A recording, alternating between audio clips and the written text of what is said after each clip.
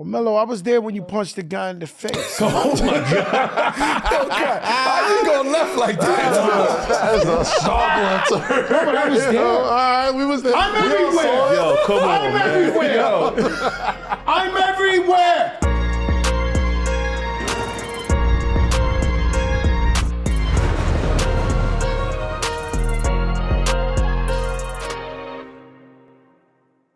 Yo, welcome back to 7 p.m. in Brooklyn. I'm Carmelo Anthony here with my co-host. What's going on? It's Rudy Gay. I'm back. You know what it is, your boy Kaz, a.k.a. Younger Goosey and Rice.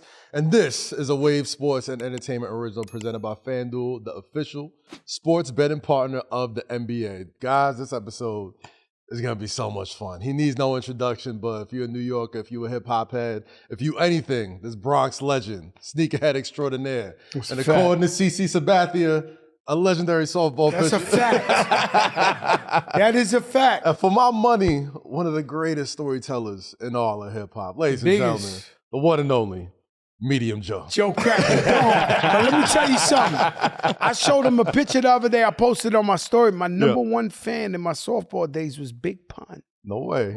And he had the hammer in the glove on first baseline. Come on, man. Hold on, He what argued hammer? with everybody. What's in the Gun. 38? No, Huh? I'm saying, what was in the glove, though? A gun. Where y'all So at? Pun in the South. I Oh, used to okay. play. In the softball glove. Listen, I used to play softball against your average Bronx guys. Oh, Some days it's ambulance drivers, some days it's hood dudes, and I'm a pitcher, and I used to strike people out, and I used to talk shit with the pitch. Like while I'm throwing the pitch, fuck out of here! I'm dissing you in front of your family. Fuck out of here! What I tell you this? So Big Pun used to be worried for me, so he come to every game and sit first base with the gun in the glove. I put up a picture the other day. I was like, yo, I told you Pun used to. So yeah, my softball days, I'm legend. I'm legend. I'm not gonna lie to you. What's crazy is CC Sabathia. Yeah. He tells this story about how legendary, because you know, he be with Beckers and all the Bronx guys. They tell him, yo, Joe used to strike people out, softball fast. And then he tells this story, ESPN, he hypes it all the way up. And I come to his celebrity game at Yankee Stadium. Them motherfuckers hit about 15 home runs off that shit. Johnny Damon, pow, pow, pow. That shit was like, please get me out of here. He fucked the whole myth up. Like, you know, the scout report was out, man. the scouting report was like, yo, shit was like, pow, pow. Rich player trying to fight niggas in the audience. Rich player was like, fuck you. Yo, I heard all that. I was like, yo, y'all gotta pull me out of here. you basically saying that shit was different. Huh? That shit was different. No, It's levels. I could It's tell you the levels. story if you. I don't want to It's make an levels. excuse. It's levels, and there's they use a ball that you can hit it out. They Okay. use like a green. one of those juice balls. Yeah, Yeah, it's a juice ball, so they don't want it to be boring. So it's like a normal double would be a home run to upper deck. So as soon as the bat hit, it's on. It's steroid. Yeah. The ball is steroid. And you got some former baseball players. Them niggas was like, pow, pow, pow, pow, pow. CC was like, yo, they said you was a I'm like, yo, man, fuck the whole shit up. What's up? Fuck the whole shit up. Well, Joe, I'm so glad you're here, obviously, because there's you gave us the great transition to talk of baseball and obviously the Yankees Mets. Big headlines this week because obviously you being a hardcore Big mistake. New York Yankee fan. Let us know how you feel, man. Juan Soto, $765 million, 15 years to go from the Bronx to Queens. He's the best player in the league. And he's there when you need him. Yeah, he's clutch. I've never been a fan of, I know we on a sports show, but I've never been a fan of somebody who's a star all season and freezes in the playoffs and the chip. Never ever rated those guys, right? This is a guy, when it's crunch time, when it's anything, he'll put it out the park. Yeah. He proved it. So now, I don't know what the numbers is. Me as a Rucker team owner, he ain't leaving. So if they gave him 15 years. $765 I'd have gave million. him 16,782. I don't give a fuck. So the But that's the Yankees difference. offered Yeah. 760 16. for the extra year, 16 years. Yeah. And he was like, I'm gonna go. He said, I only so wanna what was that? play I didn't hear that. 15 years? So the Yankees offered 16. him. What's the difference? It really wasn't that much of a difference, right? But I think the Yo, extra. Carmelo, says how does it $5 feel to million, be but- rich? I'm gonna tell you what. I'm gonna tell you what's I the counted difference. your money over the year. Yeah, tell me the difference. I count your No, money. I count your money. Steve Cohen didn't seem like he was gonna get outbid. It's a money game. Yeah. Like Yeah. Yankees is like, they offered the 16. If you go to a team, if you leave the Yankees to go to the Mets, all because of a year, that means you already in your mind was already. He didn't want to. He He was didn't want to already be in out of there. You know that means Yeah, it's he didn't other want to be shit. in the Yankees. It was other shit that was going on because I'm not even going to negotiate that 1 year with you. Like Right. it's I so ain't much gonna lie other to shit you, that I comes love into my account. Yankees, but he was the one that was about it. He was that And clutch those home run Mets, in the I thought LCS. I thought the Mets was going to the World Series for sure, maybe winning, Right. right? Because no matter what happened, they were behind. They had the greatest momentum. Something I've never seen. Now, let's admit, baseball players don't have the swag basketball players have. Of course. They just don't, Yeah. right? But the Mets was doing. I seen the dude hit a home run in the playoffs, threw the bat at the crowd, went at 5. I never seen that in baseball. Yeah. In my life, these guys hitting it out the park, throwing the bat, running to the crowd, dapping them up, then running the fucking bases. Yeah. And you know, I hate the Mets. So I'm like, I'm telling my guys, this Met fans, I'm like, yo, by the way, them niggas is looking crazy out the here. Clippers. The They are Clippers. not playing. And that's how Cohen is handling it. Is that tech money is real. That type of money 20 is billion up. yeah, but He's 20 billion up of his own yeah. bread. So I gotta perform. Like the Mets gotta win. Yeah, so bro. if I get a chance to go get somebody like Juan and take them from the Yankees, and he don't gotta move, his family ain't gotta move, he can live in the same place. Like you just going to work on the other side Big now. mistake. I think no matter what, as good as he played in the World Series, the kid's still gonna have Judge jerseys on. If you building a team, you have to have somebody like Soto on the board. Right. Because if we get this piece with everything else that we already have, now we talking World Series caliber team situation. For sure. Right? And look at what they did this year. Got to. Right? You still got to go through the Dodgers though, and the Dodgers. Yeah, but so I'm not. They ain't going nowhere, Listen, and they spending money. I'm recruiting. I'm putting my team together to go against the Dodgers. I ain't thinking about Dodgers, nobody else. Come on, son. Yo, Dodgers is all right. I wanted to stop you when he said some of the best players But in you the still league. got the. You still They got got young. Japanese Babe Ruth over there, and he's. You still got the Orioles too, Let me who's young and let coming me tell up. you something. There's a reason why Soto got a little bit more than the Japanese guy. Okay. What's your Real reason? deal. Yeah. What's the reason? He's the real deal. Of course he is. Every single time. Now, this is a team sport. What is it, 9 people? Yeah. You need a team to win. You know, I'm not delusional. You know what I'm saying? But Soto on the Mets, It's different. with that type of momentum they had last year, It's different. it's hard. I got to ask you one question before we change subjects. When the Dodgers won the World Series, they could be talking about a lot of things, but one player in particular was talking about you. They said, oh, when they rolled Joe out there to do the song, to start the joint, we listen, know we had it. I'm entertainment. I don't play the game. You can't tell me, like, you know, if we'd have won, I'd have been the savior of the Yankees. Yeah. What do you want me to do? It's a dream come true. The fine line. I grew up 5 blocks away. It was one of the biggest honors of my life to go perform at the World Series for the. You're not taking it. I don't give a fuck. Let me tell you something about me. I keep it real with myself. I'm not delusional. So whether we won or lost, I knew the honor of performing for the Yankees at the World Series, 28 million people watching, this and this and that. I don't care what they said. I knew what time it was. Now, I respect that. You know, my wife came with me to the Rucker one game. She never came again. The type of shit they tell you outside of the Rucker make Kiki look PG-12. Fuck you, fat motherfucker, you pussy. She's like, yo, you ain't got Pistol Pete with you? You got Percy with you? How you letting them talk to you? I said, mine's fast. Fuck you, fat motherfucker, this, that. I'm like, yo, we used to that shit. Yeah. That's that sports talk. Yeah. So when he's talking, he's getting this shit off. He deserves to do that. I just didn't know it was rap beef in baseball. I'm like, yo, how the fuck I found rap beef in baseball? This shit crack. My Twitter still, my ex still going on. Fuck you, this. I said, you won. I never seen these guys. I do understand the Dodgers. Yeah. Because not only am I a sore loser, but I'm a worse winner. These guys won, and they cursing me out every chance they get a microphone. It's the craziest shit. I mean, fuck you, Fat Joe. Thank you.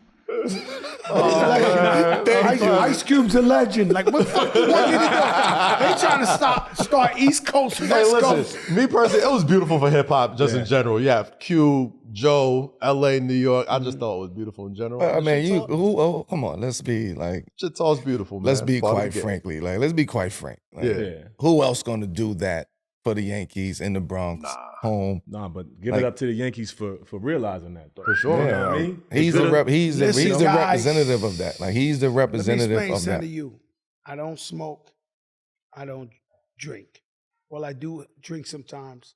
Puerto Rican rum, Sorrisa rum. But besides that, I get high off of great moments, and man, I could have died on that mound. Y'all guys don't know how that felt for me. Yeah. I It was can imagine. fucking real. I can imagine. Like, I was in there like, yo, like, it was the most magical. It was like if New Year's Eve, Happy New Year, but it was like stuck on that shit. Bro, there's only a handful Happy of people. New Year, Happy New Year, Happy New Year. Like, that shit was crazy, bro. I was like, do you feel the wind? The hot dog's amazing. Like, I was like on some crack. Yeah. The endorphins was. That's the most nervous you ever been? I wasn't nervous. You wasn't? No, I don't get nervous. You know what happened to me was we rehearsed 3 times and it was perfect. I was there since the 7, 8 in the morning. I flew in from Atlanta. They don't even let you leave. You can't even go home. Mm-hmm. And then when I did the show, there was a delay on the in-ears where I was like, holy shit. It's almost like you got a call about the crash and you trying to keep that shit like I'm like, holy shit. Now I'm in the stadium. The shit is delayed. I just did it 3 times in a row. Right. Perfect. Right. So I hear the delay and I'm trying to catch up with the fucking delay on the ear. It was nuts. It was rough. It was Still rough. incredible. But how you, like, that's interesting, though. It's a Like, fact, the fact though. that you did that 3 times, rehearsed it, that then same you go day, out there live, and and the shit delay. is fucking up. Oh my god! Like, how What, you could, gonna like, stop? how you bounce, What do you do? how you You collect stop in that? front of the World Series? No, you just keep going. I perform these records every day of my life. So is your approach different now? Because you worrying about this shit fucking up? I think I need to buy my own in-ears or something. Like, I need to take that shit more serious. You know what I'm saying? But you know, At the end of the day, though, there's only a handful of New Yorkers that can say they touched Yankee Stadium What? during a World Series. Bro, let You're me one of those explain people. Who can say that, though? Not many. Yeah, I mean. Not many. And you were one of them. Who was that list, though? That's I think interesting. it's just Jay-Z and Alicia Keys. That's it? Probably. For the World New York. Series? Born and bred New Yorkers on the World Series field. In New York? It's not much. And then they brought Big Joe Crack, and I came in there. Yo, listen, my shit anthems. You listen, you can't convince me. Yeah, talk this shit. Talk this So I shit. come out there and Yeah. lean back. I do New York. I do all the way up. All them shits is legendary anthems. I don't want to hear what you got to say. Now, today was a good day. Yeah. It's a big one. That's one of those greatest yeah. of all times. Yeah. And he sounded crispy clear. Mm-hmm. They gave him the right Speakers. They in-ears. gave it. They gave the right sound system. They had the Hollywood system. They knew what they was doing. But that might be competitive too, though. Like, the Dodgers is like, yo, we got to make this. Nah, I don't think they did that. What? This is the You World think they would do that? Hell yeah. This is course. New York versus That's LA. what I was thinking. I was This like, is all right, You hold think on, they'll mess up man. the in-ears? No, I don't think they would mess it up, but they are like, yo, we got to make this better than anybody because New York going to come back with something. Right. So we got to make this the best shit. We got to make New York Well, they think knew twice. ahead of time I was coming. It was all premeditated. Yeah, Like, so if all, me- everything on every level you is think they played competing. games with me? Every Nah. I don't think they play games with you. I didn't think that. I don't think they play games with you. Everything's a conspiracy, man. That's crazy. Let's change subjects real quick. Let's change sports, obviously. The road for our New York Knicks still seems like a rocky one. Big win against the Raptors. Cat pumping his chest, saying New York, New fucking York. Wow. On the other hand, you saw it? You ain't see it? Wow. What's the question? What voice did he use? What voice Hey, did he we use? easy on Cat's voice. All right, We what's love the, it. what's the question? The Knicks. What voice? Yeah, They're headed to the NBA Cup Jesus. undefeated. All right, hold up. What's your? Okay. Well, you just gonna put Fat Joe on the hot seat? What's your analyzation of Cat on the Cat? Knicks? I think Don't start that bullshit, Rudy. No, let me answer the question. No, let me answer the question. Freedom of speech. Talk about it. my perception of him before is different now. Like he He already proved to you that he's a different Cat? now that he's a Knick, he has to be. He's with Tibbs, other people on the team. They're not gonna let you walk around and just be Cat a beast one day and then be Cat, little Cat. You know, you can't be Bobcat then Hey, big man. Cat What the you next think? day. You know what I'm saying? You a Knick now. You Melo, gotta what do you it every think? day. You know what I'm saying? That's a fact. No shade. There's no think, shade. Melo? That's There's a no fact. shade. But the Knicks. think- What do you think? I think Cat You know what's crazy? found a new life. Every game, fuck the Knicks, Liberty, whatever. Every game, he's in the place and I'm in the place. He sees me looking at him. The problem is he doesn't have a poker face. Nah. His face tells you exactly That's a what's fact. going on. So I'm looking at him. He's like, even if it's the Liberty, he's like. I'm looking at him, I said, damn, Melo, for real? Like, I could read his mind at the game. Like, he don't have a poker face. He's sitting there talking to Cayenne, yo, this is what you don't do. This is what you do. I'm reading the whole fucking conversation. I'm like, word, Melo, for real? Cat. He know he can't hide it from me. Hell no. Cat. So what's Cat. going on with Cat? Cat found a new life, man. Cat found a new energy, like, and you can see it. You know, to your point, when you come to New York, you have to find your way and a way to like cement yourself into New York Knicks culture, right? What Cat is doing, he's finding his way, right? It's like almost like he's coming back home in a sense, right? When you come back home, you feel a little bit more freer, and it's like there's no more pressure. It's relaxed. Your family, you know what I mean? You get back into regular routine, and I know that I have to be this. I don't want to say tough guy, but I got to be the guy that go get it on this team from a physicality standpoint. Yeah.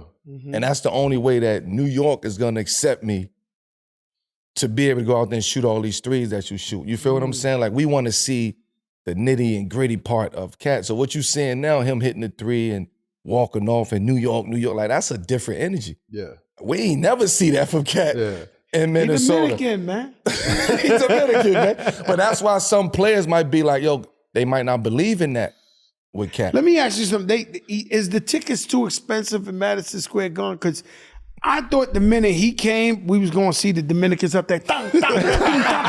I thought we was going to see full-fledged shows up there. We eventually gonna. I'm telling you, remember Felipe Lopez? come He on, had you know the that. bando. Wait till April. Wait till April, May. Yeah, it's gonna be the Dominicans. It's gonna be out there with the drums. But he gotta, you know, everything. he gotta really like entrench himself into that community here. Like, sure. you get what I'm saying? To get no, that they- type they- of support. No.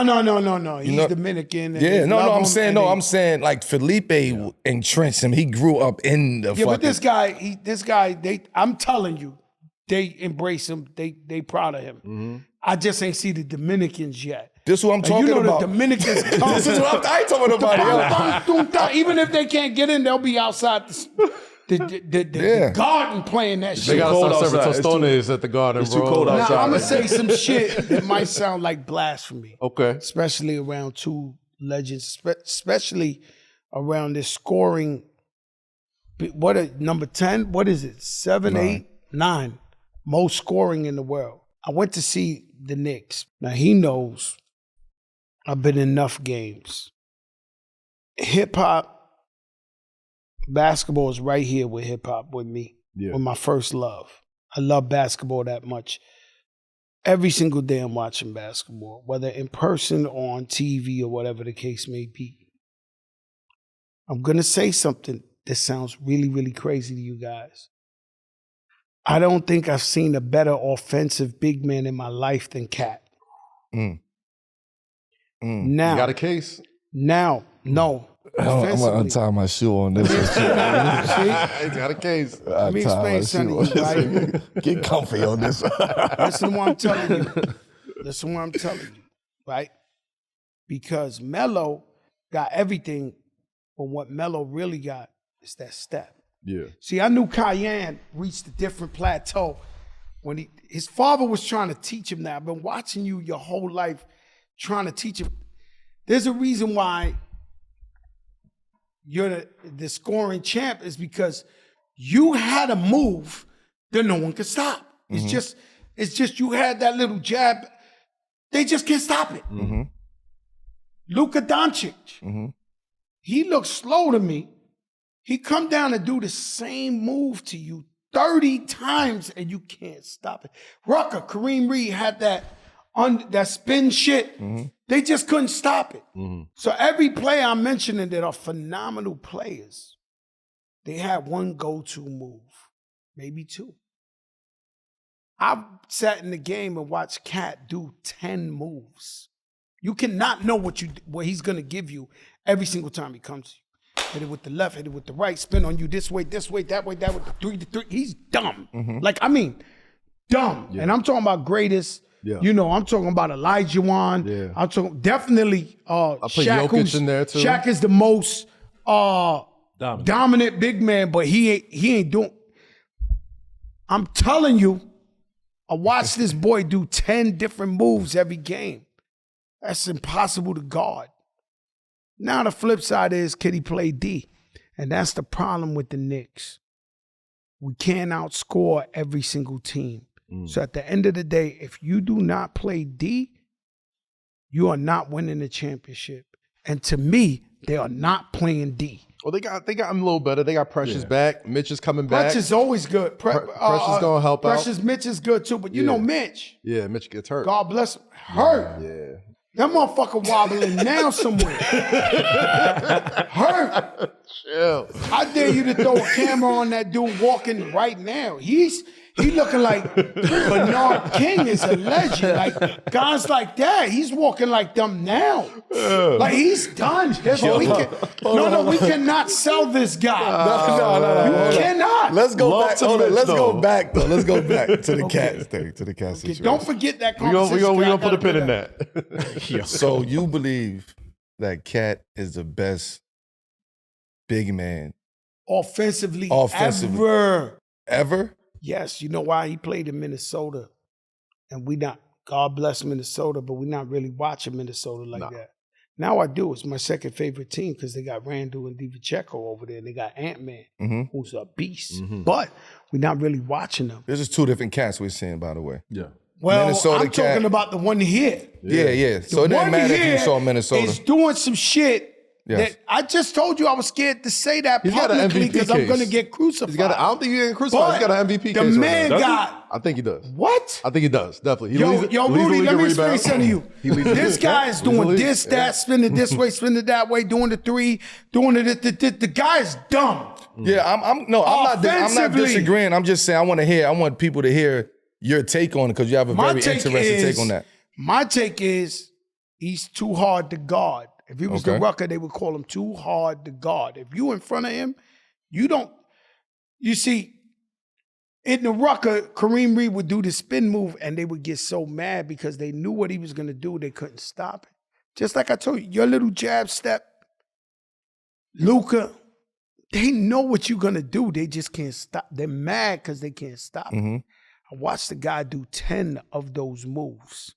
And I was like, holy shit, I kept going back, went to 2 games, 3 games, 4 games. And then I finally talked my shit, because I always argue with my man Dre from Cool and Dre about basketball. We both love basketball the same way. I was like, yo, best big man offensively, this.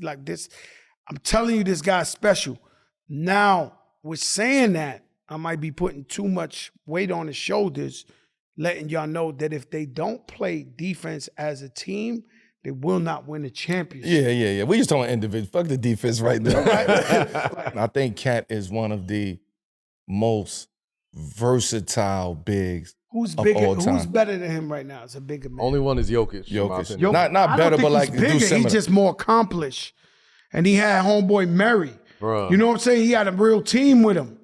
You understand what I'm saying? But Joker, I hear what I'm a you're saying. Joker fan too. Joker. I went up on ESPN and told him Joker would be the MVP. Everybody looked at me like I was dumb. He won the MVP. Bro, he I'm might a get him Joker this year fan. again. You see the thing with Cat is Joker, making an Cat he's to like me a is making an slinky. argument though. He's like a slinky. Joker's like, you don't know. And the thing is, this guy, Cat, all of them, they learned from the same school, whether they was in the same thing. So they told him, this is the do's, this is the don'ts in America. The thing that makes Joker special is he does everything your coach told you not to do. He's unorthodox. And you're not waiting. You like, yo, holy shit, nobody ever threw it across the court in my face. He doing everything we've been taught not to do. Yeah. So you can't react to that. Yeah. It's almost like a boxer. You know the left is coming to right. With him, you don't know what's coming. So that's the greatest thing about Joker. I love the fact that we're actually talking about Cat in this regards, right? But for so long, we've been trying to put Cat in those situations when it comes to the bigs in the league. I'm saying even that, I'm only talking about as players, as fellows, somebody who played against them and competed You against only them. picked one. We've been waiting to see if the we're only gonna one. put Cat in that category with. Right. And sometimes it take you to go to another situation, a fresh situation, for you to find that. And I think what we're seeing now is Cat is finding that part of himself. On top of him knowing the pressure of him have to perform here. Like he has to perform in New York. Yeah. If he don't perform in New York, Speaking of that, you have Melo, to. so Cat is coming to New York, everything. So Joe, you've been a fan forever. How was it when Melo came to the Knicks? Different. What was Nah, what was the first name? What did you say? What was it? Was a speech. Like this is how different it was. It was like Melo came home and he said a speech after what you scored, like 60 points the first game or some shit. I forgot it was Milwaukee I think it was game. the first game. Yeah. I did the video. The first game. I did the video. No. The first game, the whole crowd, first home game. Yeah, Milwaukee. He did like at the very least 40. He dropped like 50 or 60, 40, 50 or 60, right? That's where they come rich and say I'm a capper or exaggerator. Somebody's gonna come with the number. we got producers on deck. We got statisticians. I'm pretty sure it was a 40. We got statisticians on deck. It was like 24. I think it was like 23. That's it. Yeah, it's 40 It felt the moment, but keep going. It felt like that. But keep going. The whole crowd, I did. listen, the whole stadium going, Melo. So, we thought he was going to take us to the promised land, you know what I'm saying? But he came over here and he went to work. And he's a real New Yorker too. Like, Melo, he did everything but play in New York. Like, he, from Red Hook, he with the Locks every day. He's with us. He's with everybody. Like, it was just everything but playing in New York. So when he came home, it was like amazing. And the thing about the Knicks, something I've always been upset with the Knicks, right, is they don't like to grab guys that's from home. I don't know if they think it's going to be too much trouble. Like Ron Artest should have been a Knick long time ago. Early. All these players should have been Knicks, and they passed on them because they thought it was going to be a problem for them to be in New York. And so we don't get that, So when he came home, we was like, he's a different vibe. And Melo, he's a superstar. So Melo's going up. We telling you what Cat is, and hopefully everybody look. Melo, it was Melo, LeBron, Kobe, shit. There's no other way around it. It was like must-see TV. Melo, LeBron, Kobe. That's it. You know what I'm saying? So it was a different vibe. We had one. We had a certified, and that's the problem, right? And so people ask me about the trade, right? Yeah, I love Randall. Randall's a dog. He's dead nice. He turned the whole team around before Jalen got here. He was the first one. Right? DiVincenzo, love him to death. But if you just look at paper and you just say, did the trade make us more closer to winning a championship? 1,000,000% it did. And so that's how you got to get out your emotion. You got to get everything you say, yo, Cat. And now y'all talking about is a new Cat. Against the Raptors, they were down. They were down maybe like 4 points or whatever. RJ cooking. He got 30. And it's like, if you a Knicks fan and you were still By the way, on the I'm in fence, the middle. Yeah. I'm in the middle. I don't know if this is legal or illegal, but I'm in the middle of the Donovan Mitchell trade. Like, not in the middle. In the middle. You know I brought Stoudemire here. Now I'm in the middle. Fat Joe's in the trade, bro. How I don't know how to explain it to you. Donovan Mitchell is damn near staying in my house, my nigga. Like, it's on. Okay. Right. So Sunday. was this 2 years ago, 3 years ago? How long 2 was years ago, Sunday. Oh, this past Sunday? No, I mean Sunday. Okay. He's trading on Monday. He's a Knick. Yeah. He's hanging out with me all summer. He's in. The fix is in. He's going in. I was in that trade. Me too. You was in that trade? I was supposed to be. I didn't know that, but let me explain something. That was me coming back to the Knicks. Nah, I was just With I was Donovan I was a Mitchell. throw-in though. I knew that was happening. That too, Monday. But I'm not Wait, saying wait, that. wait, I was a throw-in. Hold You on. hear all this? Hold on. Oh, y'all thought Woj had the news. Shout out Woj. We love you, Woj. Let's talk about it. We Shout out love you, Woj. That's a Woj. fact. We love Woj. So before the Spider trade What I'm happened, trying to say is like almost illegal, but I'm just like we leaving got it legal. statute of limitations. We all right. It's happened. Okay. He re-signed to Cleveland. Yeah, it's not illegal. there. He was Let's gonna go with go. that. He was gonna come back to the Knicks to play his final season there. I knew that. Very surprised he didn't, because to me is okay. What happened with you in the trade? Let me. I was just an innocent bystander, man. I was happy to be there, man. To me, Melo, two players, Melo and Reggie Miller, was the two players that should have kept playing. You know how when people play and you be like, yo, time's up? Mm-hmm. Him and Reggie Miller had at least 2-3 more years in them For of sure. high production. Melo, how you feel about that? I felt that. I just didn't want You to can still do this. deal with the bullshit, Yeah. with Yeah. the politics. What's the bullshit? The politics Of what? of once they set the bar for you, once they set that mark for you, you don't go higher than that mark anymore. So every year they chopping down. So once you go from a max contract to a mid-level situation. It wasn't about money, right? No, but I'm about to tell you. So now you're going to Melo come in and sign as a vet minimum. Cool. This is not about you so money, rich, but because you you don't fuck about but that because shit. you're a vet minimum, that's a position that they give you. So You're you not don't in the get that type of rotation. burn you're and not. all You, that. you just a vet. You just a vet That's over done here. now, though. Huh? That's done now, though. No, I'm feels like saying there's for a- me, I'm saying he asked me what was the politics. I'm saying that was a politics of me going to a team, and I'm saying, yo, Melo, come on, and we give you the 12th spot, but you're a great locker room guy, and we need you to help the young guys. And Joe, So at one for me, I want to play. For me, it was shoot around. I was tired of it. Let me get up in the morning and shoot around. Come to the game early, shoot around. Then go to the game and shoot? Yeah. Nah, that's too much shooting, son. I'll meet you at the game. To me, as a rapper, sometimes I get up. You see, I'm very aggressive at getting money, right? And so, if the price is right, I'm out there, Yeah. right? But when I gotta take that shower before the concert, my bones start hurting and shit. I gotta look at the mirror and get ready to rock for 45 minutes, an hour, jumping up and down on stage because I gotta give you that energy. Sometimes I'll be like, damn, the fuck I'm doing out here, right? So it might be that type of thing that you're saying. For me, I'm like, shh. Then I start thinking, I'll be like, yo, Smokey Robinson's still doing this shit. Niggas are still doing it. But I felt the opposite. I felt like physically, I was in a groove at that point.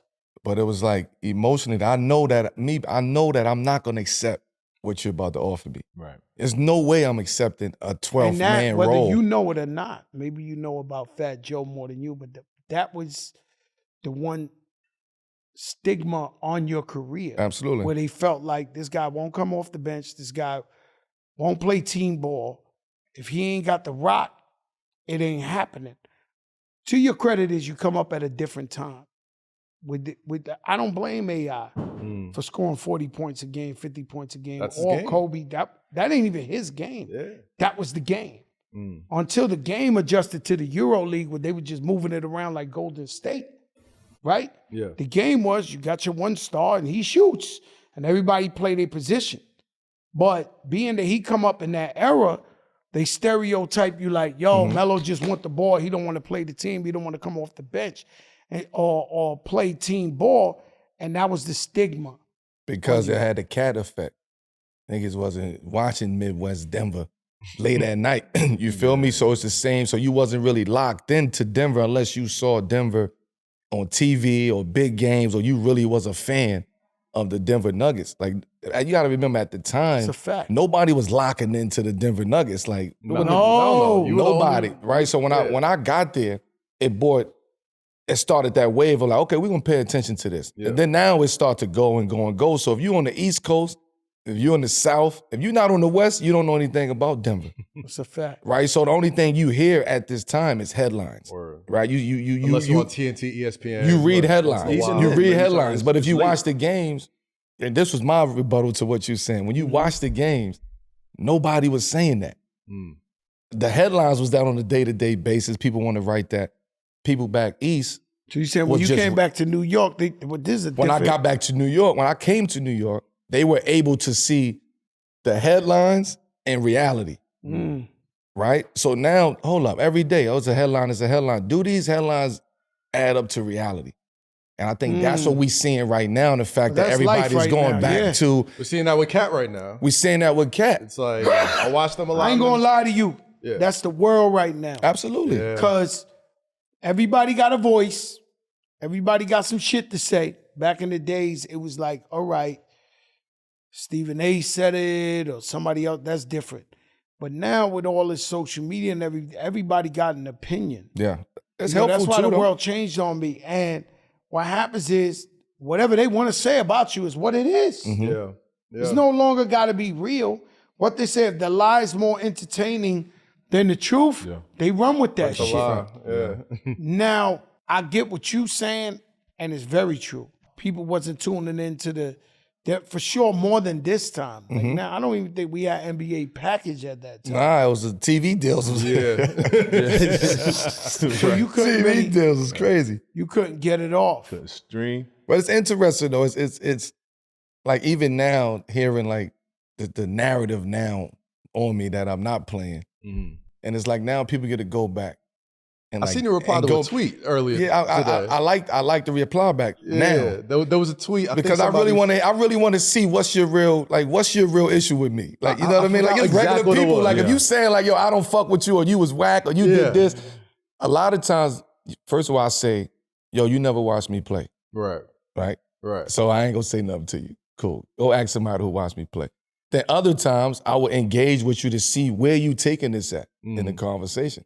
So if you say something like, yo, Melo, you was whack and you did this, I want to say why. I mean, but you can't deny that, bro. Melo, I was there when you punched the guy in the face. Oh my God. How you go left like that? That's a sharp one, sir. But I was there. All right, we was there. I'm everywhere. Yo, come on, I'm man. everywhere. I'm everywhere. They say Cap. They say Joe, but I was there when you punched the guy in his fucking face. And let me tell you Was something. it Marty Collins? Let me tell you the fucking what we call that stereotype of rappers. Right. I get along with every usher in Madison Square Garden. I am the nicest fan. When Melo punched the guy in the face, the whole security went around me. Like I was supposed to jump on the court. Like they thought, yo, Melo's down with the terror squad, gang Fat Joe's running in. Yo, bro, that wasn't my business. But Melo had to punch the guy on the face. On a Sunday. It was a Sunday too, man. Terrible, man, Melo. What did he do to you to make you punch him in the face? Nah, so I got caught. It wasn't that serious, I right? got caught in somebody else's beef. Oh, I got caught in the Stevie Jackson's the realest. Nah, I got caught in going the. to in- I JR? got I got caught in Larry Brown, Isaiah Thomas, George Carl. Like that, it was a little beef at that point in time. Okay. For whatever reason, right? Starting in the summer league of that summer. All right. So now I don't know none of this shit. So we go play, and the game is, it's getting out of hand, and we winning. And I see Isaiah. I see Zeke, and I'm like, Kiss was there too. everybody was there. it was a big deal coming back to the Garden. Like Denver coming back was a big deal.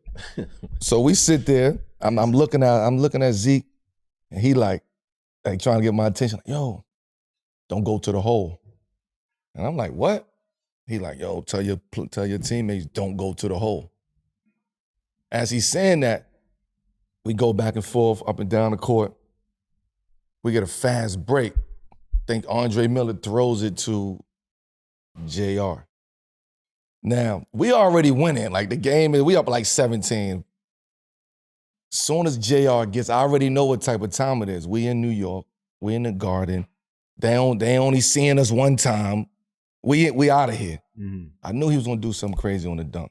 J.R. Smith? J.R. Smith. Yeah. As soon as he does it, as soon as he's about to go up, I see Marty Collins come flying down the court and grabs him. And I'm looking at Isaiah like, you motherfucker, like, nigga, we got a problem. Like, you know what I'm saying? Like, me and you got to talk. Like, that's some bullshit with you. So now the fight is happening. All the police is out there. Isaiah, George beefing. Like, it was a bunch of shit. No, but you punched the guy in the face. You and Isaiah talk a while. No, I just want to make the point. Can I make a point on this? No, so I got TV show and all that. Isaiah, I'm a journalist. Follow-up question. When are you gonna please?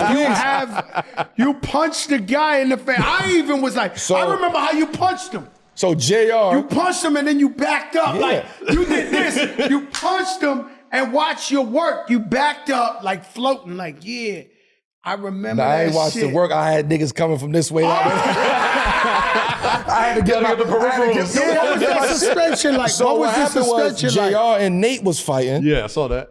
And then when I come over there after looking at Isaiah and me and him having words, I'm over there and I see one of the assistant coaches at the time. He like, Melo, you don't need this. You don't need this. And I'm like, nah. I said, why you do? I'm talking to Marty like, yo, why you do this? And he like holding me back. And Marty says something like, man, you run down here like you gonna do something, nigga. And I just like, what? And I swung, boom. Right in the As I then you backed up like. Because Jared Jeffrey tried to grab me. I'm Channing Frye. I'm ready to punish one of these niggas out there. Come on. But I'm trying to fight everybody. Naming the blackest white guys in the league. Channing That's who the Knicks had at this point in time. That's who the Knicks had at this point in time. Let me tell you something. But that was I gotta admit to something, story. man, that we talking, but that's part of the story. Damn, Marty. The other part of the story is I'm coaching at the Rucker. J.R. Smith comes down, he plays for another team. He goes crazy. Goes crazy. And I'm admit to something, sorry, JR. I told them niggas, don't let that nigga go to the hole again. They said, what? I said, he does not go to the hole again. And they knocked him on his ass about 3-4 times on concrete. The rest of the game, he was shooting threes. We won by like 20-30, but he was going dumb on us. Yeah. And I told him, yo, he got to touch the floor. They like, what, Joe? I said, nah, he got to feel this because he was going too dumb. Like, they didn't want to foul him because he was an NBA player. I'm like, oh, no. He knew what time it was. After that, it was 3-point mania. He ain't trying to come to the rack no more. I was like, yo, I mean, you know, it happens sometimes. It's no other way to slow him down. Yeah. But you know what you're signing up for when you go play outdoors, though, man. Especially in the NBA. Only certain people going to play outdoors. Yeah, for sure. Like you got to be a real lover, a real hooper, like to go play outdoors in that type of environment. Somebody who I love, who never came, and I begged him 70,000 times, is D Wade. He would never come to Rucker Park, and I was with him. I'm in Miami every day. He's one of them. I love D. But that's not D Wade's. Nah, he on the ground flow. too much. Yeah, that's not his style. He was still the He big gonna boy. drop. He still was like, I was like, yo, Wade, they want to see you. He never, that's the one player that I really wanted to see in his prime at the Rucker, and he wouldn't come. Yeah, that wasn't his style of game. No. Well, let me set that table then, because in 2003, there was the game that never was. You know what I mean? We've seen DVDs on it. We didn't see YouTubes. We didn't see. You know, Kiki threw that against me. He said, yo, I see this fat guy. I mean, well, not so fat no more. And we didn't have to play to win the championship. That nigga went bad on me, man. He did the even Roy Jones was forced to lean back. He used my line against me. Yeah. I said, yeah, Kiki, all right. For those who don't remember, ask Terror whatever question Squad you wanna. versus Rockefeller, obviously all-star players on all types, on both sides. Which I do believe one day eventually it's going to be a movie. Has to be. You know how we watch the series with what was Samuel Jackson, Kevin Hart recently on Peacock? Yeah. Talking about back joint. in the day. Yeah, the gambling joint. They got to be like a series on that whole Rucker. Somebody on Netflix they're gonna What do was some going casting. on? It has to. It has to be because it was so much of a cultural moment Yeah. where you can't even make it up. A culture that don't really exist no more either. You know what I mean? You're talking about 3 generational players coming to New York City.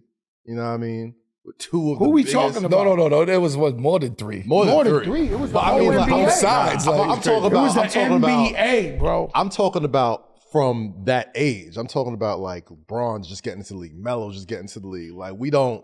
Obviously, there's tons of other NBA players. Listen, we but- know who LeBron is now, Yeah. but I was completely 1,000,000,000%. Maybe I'm delusional, but I was completely thinking Melo would handle him out there. Like me. Like it was no Stephon against Sebastian Telfair. Stephon was going to destroy that guy. Yes. Stephon is actually the toughest point guard, the guard probably in the history of NBA. Because he's small, but he's super cock diesel. Built like Ezekiel Elliott. Yeah. He's Big coming in there like, boom. Yeah. Right? And so Jamal Crawford, it's nothing I could take from him. You know, he probably got the best crossover ever. Right? And so I believe we had it. You know what I'm saying? We was there, everything. Now, if they got Shaquille O'Neal in the park, it's a different conversation. Right. Shaquille O'Neal, that's it. It's over. It took all of them to jump on his back. He'd have broke that shit over there. Like Shaquille O'Neal, It's 2002, 2003 Shaquille O'Neal. brought too. Yao. Yeah. that was the talk. What happened with But Yao? who we did bring, who we didn't bring, that we had AI in the hotel waiting. We had Mike Bibby in the hotel waiting, and this guy was close by. So we were gonna play, because we were gonna play like one quarter. Allen Iverson walks in out of nowhere, grabs the ball. Melo walks in second quarter, third quarter. Boom, Mike Bibby at the we had the whole. We was gonna dumb out there. Like it was like this. We talking about people in their prime. You understand what I'm saying? But Shaquille O'Neal would have definitely turned that game into something we didn't want to see. That's a fact. That was Shaq at his prime. This is in the midst of the three-peat, I feel like. It was 2002, 2003? Nah, this Me? was old. No, this it's was, Shaq. This You was was- I had a 04. three-peat This going. 0304. I think I did it. I don't know, man. They This be was saying I'm 03, lying now. 04, I think right? I did So it like must a have been right after the 5-peat, three-peat. Yeah. 4 or 5-peat out there. I lost one year, came back and beat him. I don't know. Yeah. Couple rings out there. Yeah. A bunch of rings that we work hard for. Man. So, because what you got to understand is this. You can't just go out there and win. That's what Jay-Z and them didn't understand. They just thought it's Hove. So he thought he wins at everything. He coming out there, he gonna win. So he out there, Beyonce out there. Beyonce's out there at the Rucker At the every Rucker. game with this nigga. Diddy was out there doing the dance before the shit. Like this shit was crazy out there. You hear what I'm saying? We play game one, we win, we walk out, then we walking past Jay-Z, Beyonce. Then you got, if you really want to get real cultural, you got Steve Stout at every game, Fat Five Freddy, them niggas had the world with That's a them. fact. Like you was like, yo, what's gonna happen here? Like this is crazy, bro, right? So we knew somehow because of like Cinderella, whatever you call it, we knew somehow we was gonna play them. You know, it was just too much fate. And then the fact, I do believe that the fact that, I'll tell you something I never said before. I believe the fact that they had to black out the game we were supposed to play was a blessing from God, because I do think this would have turned violent. Really? Yeah, this was just one play from violence. Yeah, it was nasty in there. This was nasty. It was this, We came in all army fatigue. Yeah, it was nasty. I had the ugliest niggas you ever seen in your life. You know what ugly? You know, niggas stuck in their face. Oh, yeah. You ever seen a guy stuck in his face? Like when you look at him, you like, oh, God. This guy got to walk around with that thing? He's stuck in his face. You know what I'm saying? I brought them guys out. The Rucker was too far for them. Yeah, they never left the Bronx. I think that was the thought in the back of everybody's head. Though. No, it was a Thinking of fact, all that and stars, God blessed it's like, us. man. God blessed No, us. it would have been nasty. Because it would have been one, you know, it would have been one play. That's It takes it. one crash dummy to Yeah. fuck the whole thing That's up. not even a crash dummy. Yeah. I was the crash dummy. At that time, I was on some real bullshit. Yeah. I'm just gonna keep it real with you. One close play, it's over. Yeah. That shit gonna turn up, legend. And so God said, you know what, Joe, you got a lot of money to make with this guy Jay-Z in the future. You guys are gonna be best friends one day. Chill. We're gonna cancel this shit. I'm telling you. We just divine came off the intervention. Olympics. Yeah. We had just lost in the Olympics. I remember that. Yeah. With the Larry Brown coached Olympics. Yeah, right? we had that just was, lost on a comeback. We like 90. we hear about the games. That was Niggas like is 90. 03, nigga. Fuck you talking 04. Fuck is you talking about? They trying to come at you Yeah, with that. this nigga 2 years under, but you know what I mean? No, I'm not. Young old nigga and shit. That's what we are, young old niggas. Yo, I think there's a world where Fly that young game. old niggas. There's a world where that game could still happen though, especially Nah, with all Nah, the. everybody old already. Nah. man. But still, We ain't doing I'd that. still want to see it. I think No, you people wouldn't. still want to see it. It ain't the absolutely same. would. It's not ain't the the same same. You ain't gonna culture want to no see that. more. You ain't gonna want to see that. Really? You know, you can I see ain't it. You gonna can lie see to you, it. they Go to Same tried. place. If you They tried to get it done in the garden, and I was like, nah, we playing outside. Go to Dykeman. So they You can see was it. trying to get it done in the garden. Mm-hmm. Yo, let's play in the garden. I'm like, yo, bro, this is the Rucker, man. Fuck the garden. It's the Rucker. But that would have been crazy. We'd have listened to him, and he sold out the garden, Yeah, right? that's a fact. It'd have been on some crazy Dog, shit. I look at Because what was the song? lockout season. That was a remix. was that? To Lean Back was out, right?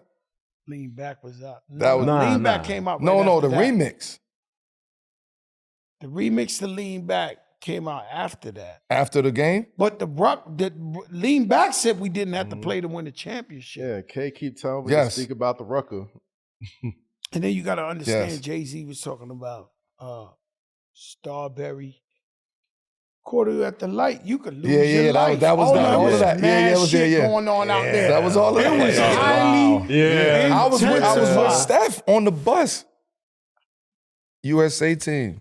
Steph walks in the 04. park Wow. shirtless with his son hanging on his neck. Nah, you know, Steph from the project. For sure. Let's be clear. Mhm. Like, let's be really clear. Stephon Marbury from Coney Island Project. I used to be out there with him. Not only he from the project, he got a family member on every floor of the project building. Like, you go in there, everybody's a Marbury, the whole project, right? So he's beyond the cloth. Right. Mhm. And you dissing him on the #1 song. Yo, boy, that boy Steph was coming. He was coming for it. It would have been a phenomenal game. But one thing goes wrong, and it's remembered for the No. wrong thing. What I'm If gonna that- tell you that if that game happened that day, it would have been violence. There's no question. He out there with he out there with his shirt off and shit. Like It starts with me. Yeah. He was It turned. starts with Basically, me. like, he was turned. The leader got to lead by example, and I was He was turned. deviled out. Yeah. Like my eyes was like, all I I didn't saw really- was like, yo, whatever it's on out here. Yeah. Like, It was that energy though. I remember that La La La remix that came out. You know what I mean? I didn't even make the connection. I was like, dang, he wants to talk about Marbury on that record. Yeah. And then that same how about the summer- guys, Sebastian Telfair? And Telfair Like, was hold up.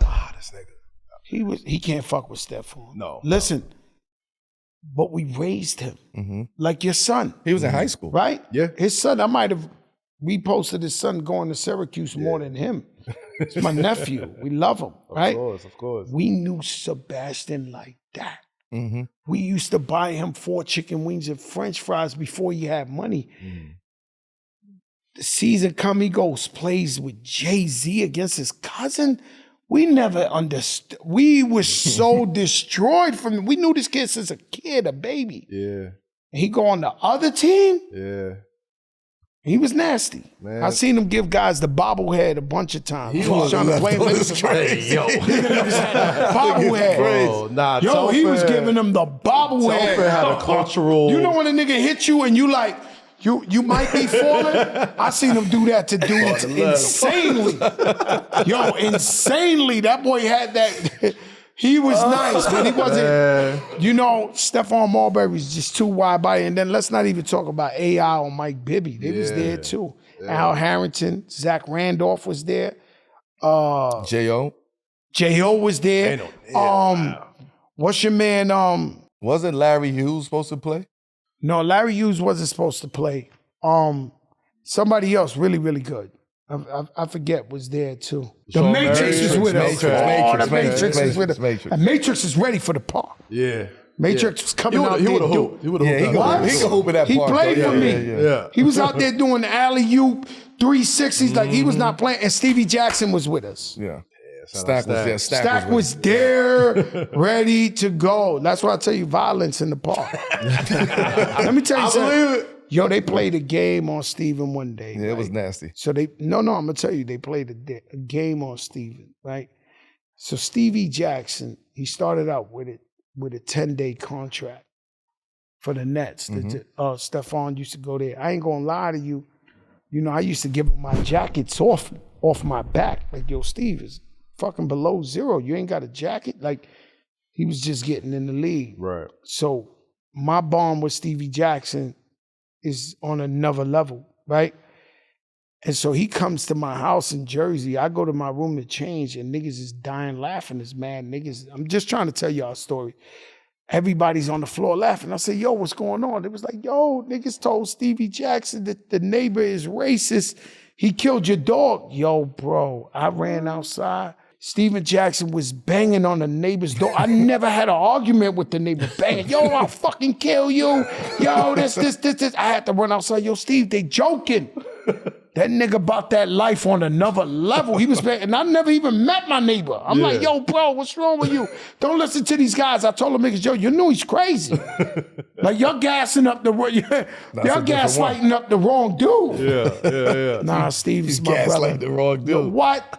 Man. And Zach Randolph had one of the greatest like light touches.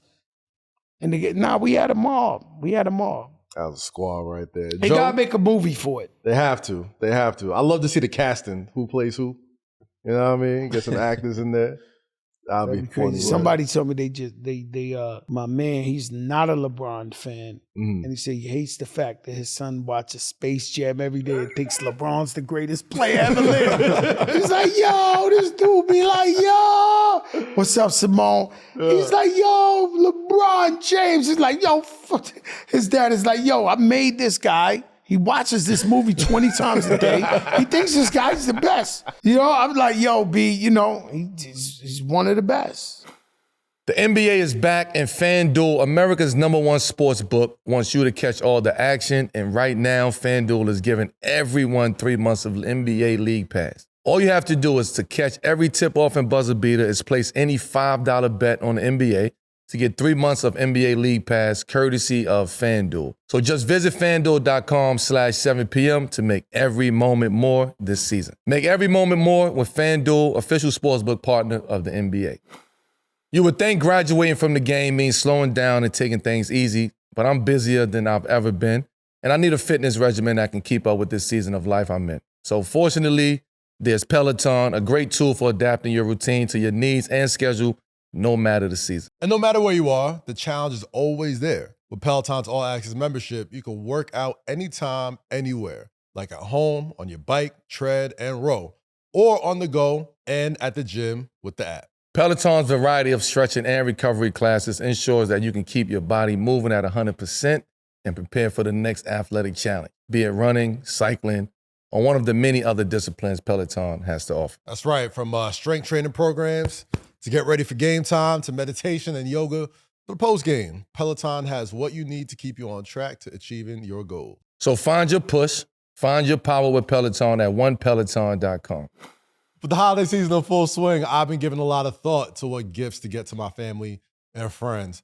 I want to give them something that makes them feel special and unique. So that's why I'm giving everyone I care about Storyworth. So here's how it works. Each week, Storyworth emails your loved one a prompt that you help curate. They'll cover topics ranging from best advice to favorite meals to memories from growing up. You'll be emailed a copy of your loved one's response as they're submitted over the course of the year. And once the year is done, Storyworth compiles all of these stories and photo responses into a keepsake hardcover book. You know, something to turn into family heirlooms to pass down from generation to generation. Very thoughtful gift. So with Storyworth, I'm giving those I love most a thoughtful, personal gift from the heart and preserving their memories and stories for years to come. Go to storyworth.com/7pm and save $10 on your first purchase. That's storyworth.com/7pm to save $10 on your first purchase. With big wireless providers, what you see is never what you get. Somewhere between the store and your first month's bill, the price magically skyrockets. With Mint Mobile, you'll never have to worry about gotchas ever again. That's right. When Mint Mobile says $15 a month when you purchase a 3-month plan, they mean it. So, yo, Melo, Okay. How many times have you had to change your number? Maybe 2 or 3. See, I'll probably say more than that, but I definitely change my number here and there a couple times, but, you know. Only a couple times. I'll say a couple times. Yeah, so sure. with that being said, say bye to your overpriced wireless plans, jaw-dropping monthly bills, and unexpected overages. Use your own phone with any Mint Mobile plan and bring your phone number along with all your existing contacts. To get this new customer offer and your new 3-month premium wireless plan for just $15 a month, go to mintmobile.com/7pm. That's mintmobile.com/7pm. Cut your wireless bill to $15 a month at mintmobile.com/7pm. $45 upfront payment required, equivalent to $15 per month. New customers on first 3-month plans only. Speed slower above 40 gigs on the unlimited plan. Additional taxes, fees, and restrictions apply. See Mint Mobile for details. Joe, you mentioned being in a different place in life back then, obviously. No violence. We all peace guys now. So Yeah. it's time for the 7 p.m. moment presented by Peloton. This is the portion of the show where we ask our guests to think back on a time in their life where they had no choice but to lock in. The moment that Lock in what? What do you mean? Lock in mentally, lock in with life, lock in with your career. You gotta lock make in a whatever. decision. I'm going left or I'm going right. Right. The moment that flipped the switch and set them down a specific path. Joe, what was that moment for you? I went to jail. Mm. At that, I've been guilty of every crime except for rape or murder. Mm. Everything else, of them rob, sold drugs, scam, everything you could possibly do I'm damn near a crime expert. But I literally went to jail for something I ain't do.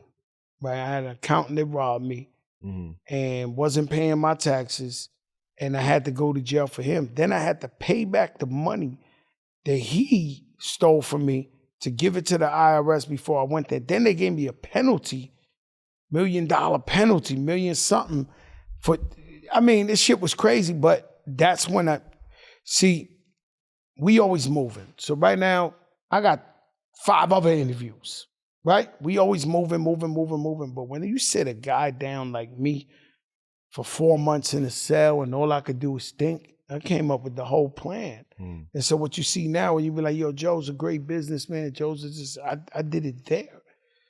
So unfortunately, I know you don't want to hear, but sometimes things happen to you and God is really, it seems whack, but it's a moment that God's saying, yo, you got to sit down. Mm-hmm.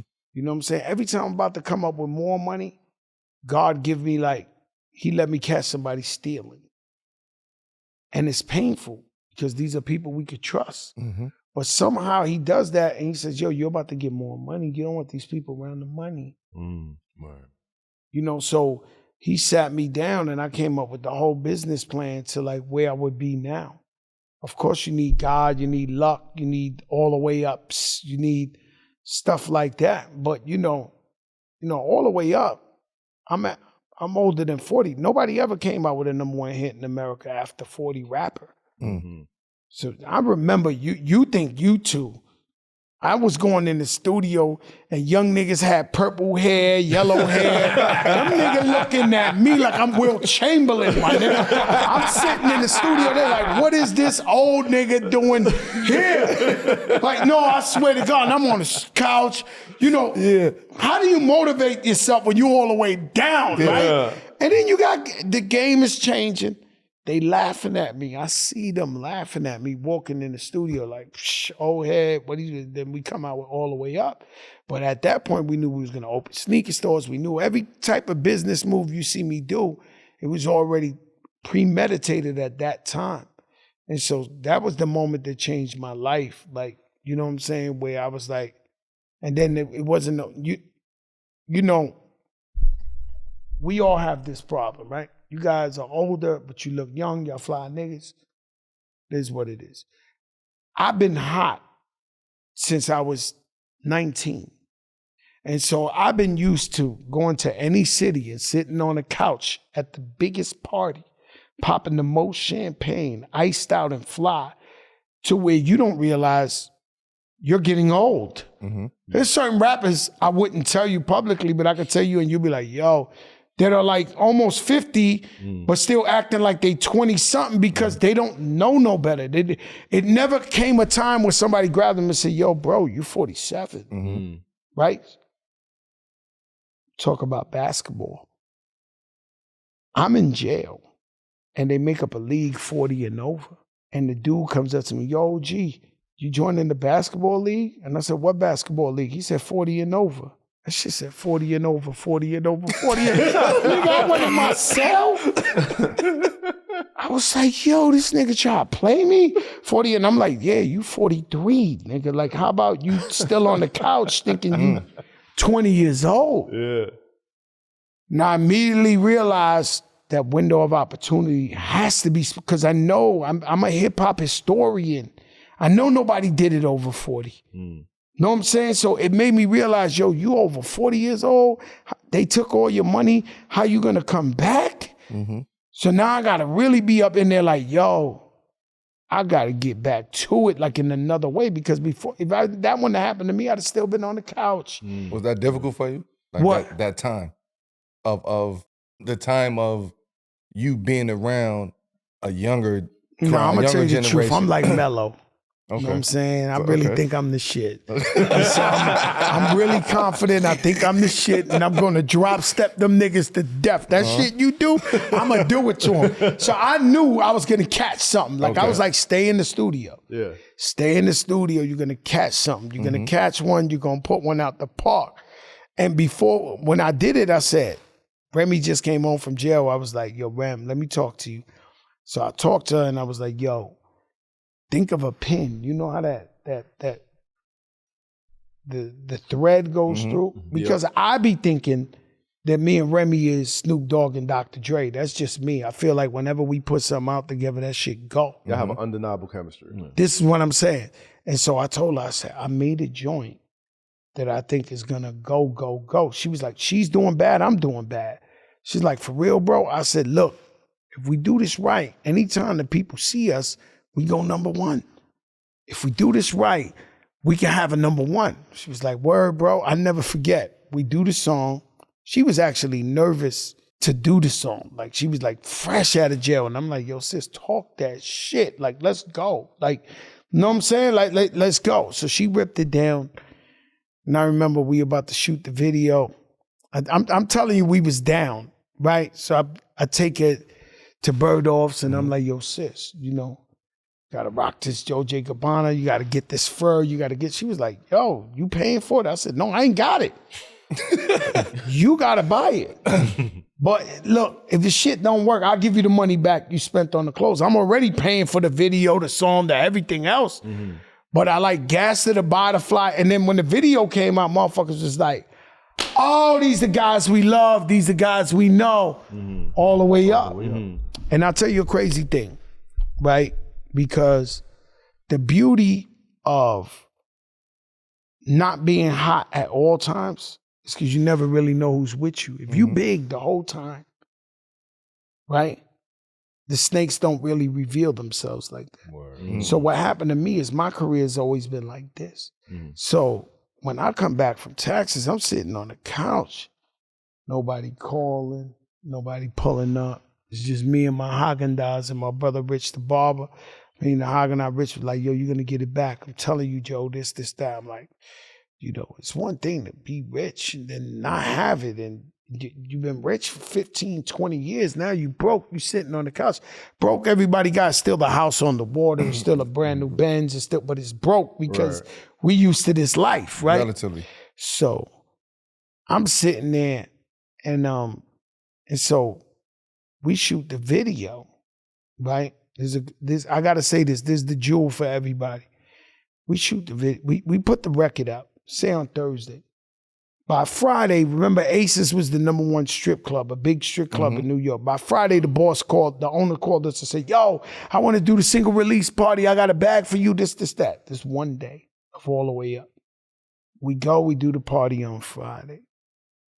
The place was so packed, it was sweat on the walls. One of those nights where it's just like, it was like this, like an organ. The people were just rocking. Like New York felt like, oh shit, we got, you know how hard it was? Of course. Fuck that doobly shit that's going on. You know what I'm saying? New York had a real fucking smash on their hand. New York. A regional sound. Fuck for sure. Fat Joe and Remy. It's like we just happen to be the vessel to make New York grab their nuts and be like, yeah, nigga, this is what we talk. So they was out. Yeah. But the moral to the story is, I get to my VIP section, and there's about 50 guys that I haven't heard from in the last 2 years since I went broke.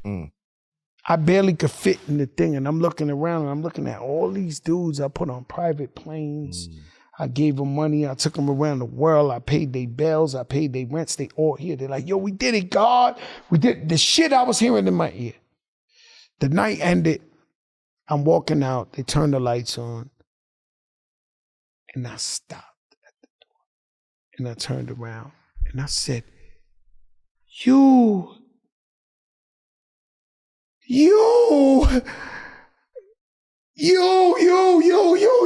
I swear to God, this happened.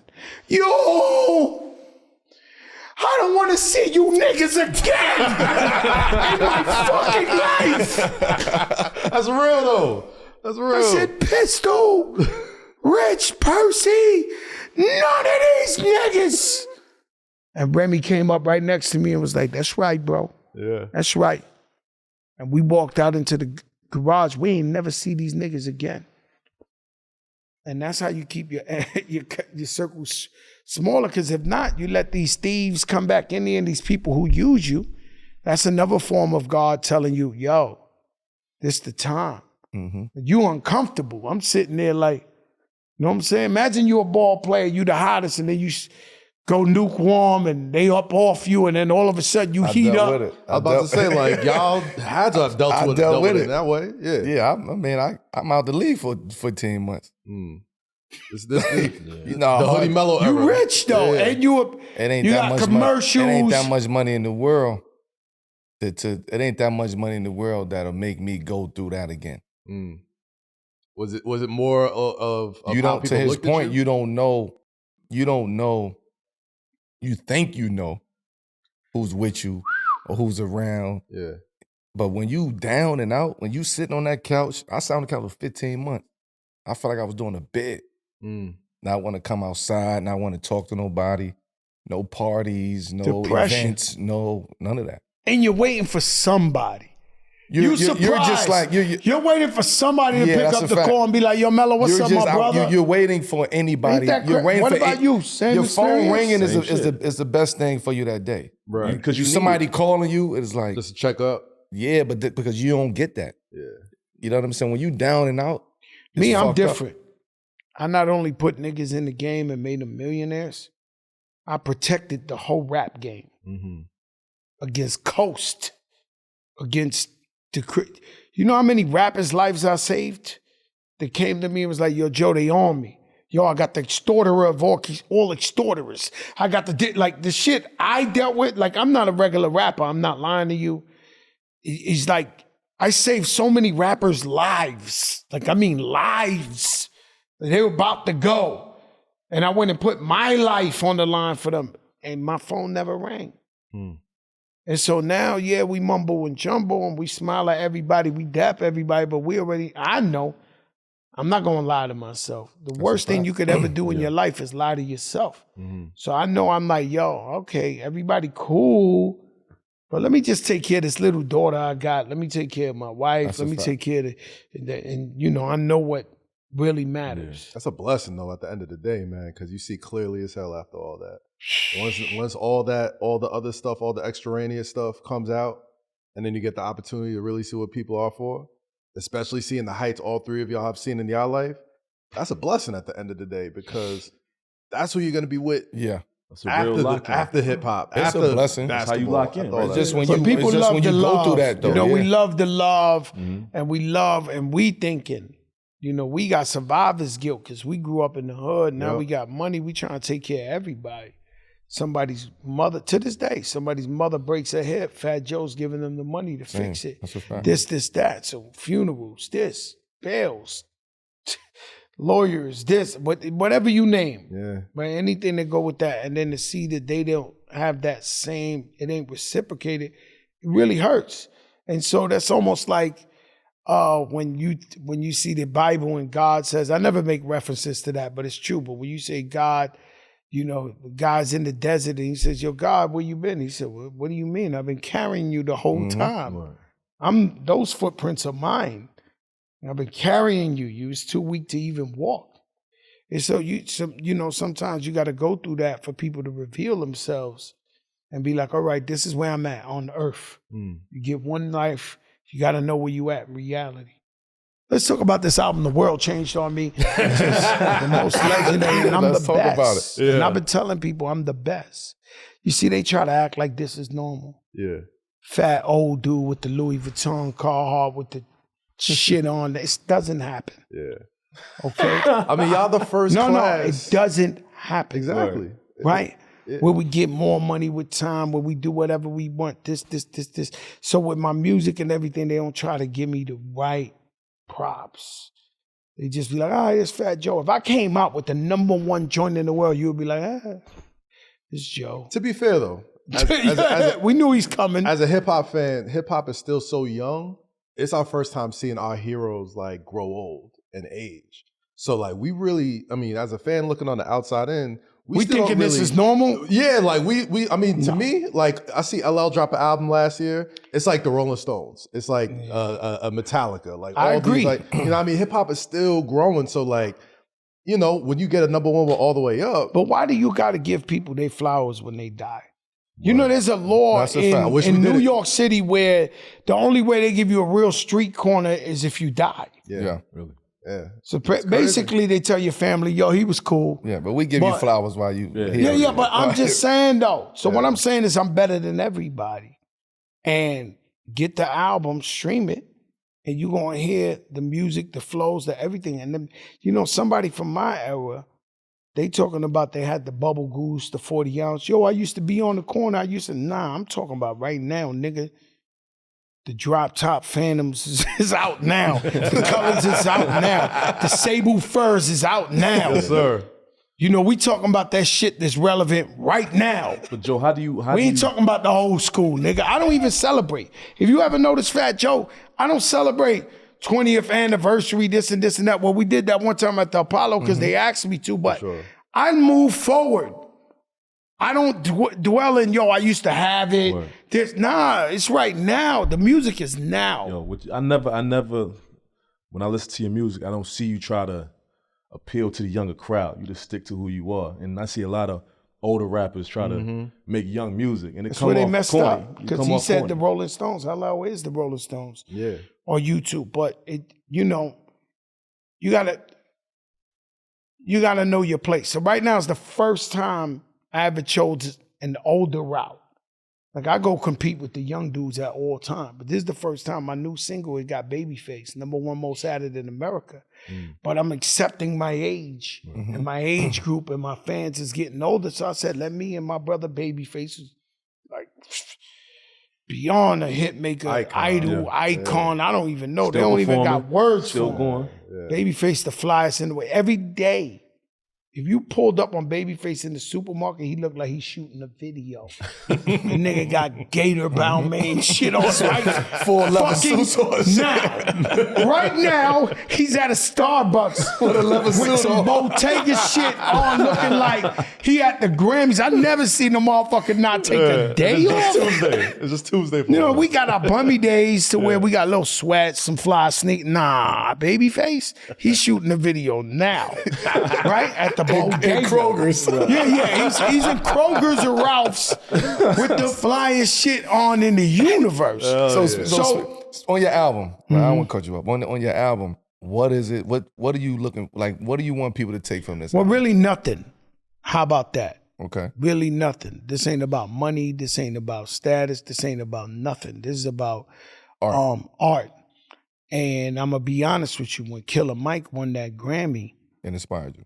and because I retired, like I was done doing interviews, business. You know, I got a bunch of business. You know, you got white hairs. You playing yourself. Why fight the time? I like it though, Why fight the time when you can rewind the time? Listen, the Why- pepper beard, the salt and pepper look good on me, man. Sally's Beauty, CVS. Why probably the youngest person here, You too. should use the Tyson Beckford. Brand new. If your girl, your wife is telling you she like that, she's lying. She wants you out the game. Jazz, if you Jazz, play you me, fucking come on, lying. bro. Yo, Jazz, why be 54 when you can be 44? Why be 43 when you can be 33? Fuck that. I be with my wife and them friends. I never seen the white hair on them.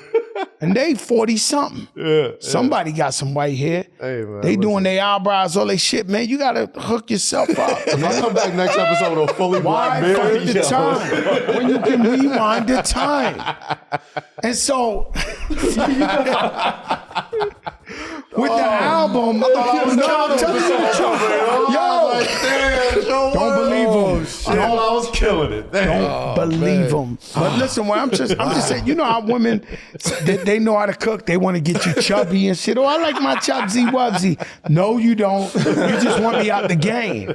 You want me in the crib? Yeah, you want. It's over. He's in the. He threw the towel in. The nigga's washed up. He's on the couch. Producer. Then they start saying you on the couch washed up. Nah, you got to keep it, you know, active. You know. But anyway, Producers the on the album. music, Cool and Dre, always executive produce my albums. We got Street Runner, we got Dom Cannon, we got Ty Dollars on the album. It's stupid. We got Remy's on it, my man Tone Sunshine, Babyface is on there. We got a joint with Khaled underneath that. He produced the record too. I mean, that record is number 10 in the country right now, Rhythmic.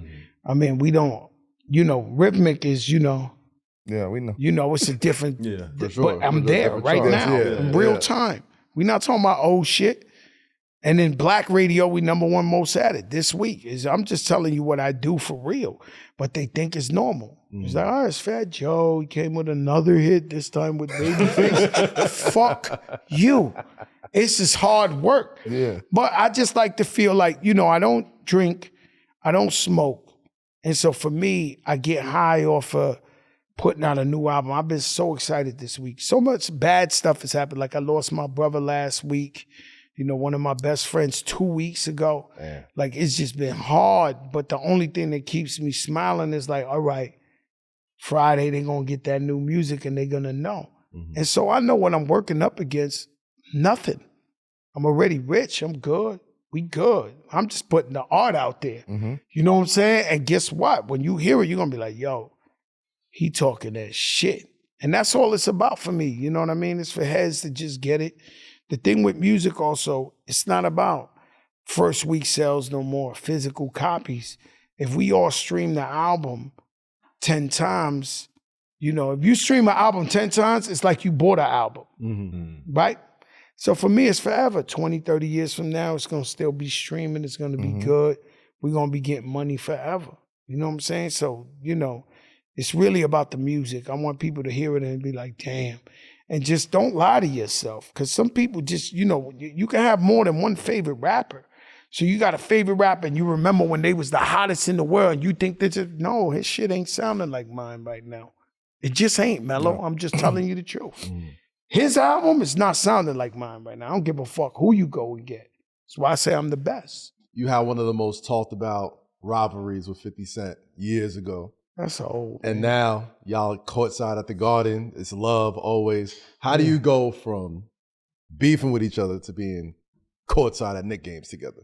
Let me tell you, deaths, unfortunately, bring people together. So Chris Lighty discovered me. He saved my life. He also discovered 50 Cent. And so when he passed away, I show up to the funeral, 50 and them show up. I show up one deep because my guys, I don't want no extra dudes starting, but I cannot not show up to the man who changed my life's funeral. So I show up there, we don't say nothing. Then we've been asked to do the tribute at BET. And that's where we seen each other. And he was like, yo, peace for Chris Lighty. He always wanted us peace. And we shook hands, and he been a man of respect ever since. I've been too, and now when I see what he does on IG, thank God I don't have no beef with him. That motherfucker is a problem. Yeah. But do you feel like you guys got older and then you realize we really wasn't beefing about nothing? Like, what was the Me root and him of wasn't that? beefing about right, nothing. This is what I'm saying. As you get older, you have a different perspective in the game, on it. No. In the game, I seen this point of view. I ain't gonna lie. When it happened, I acted like I ain't know what was going on, but I knew what was going on.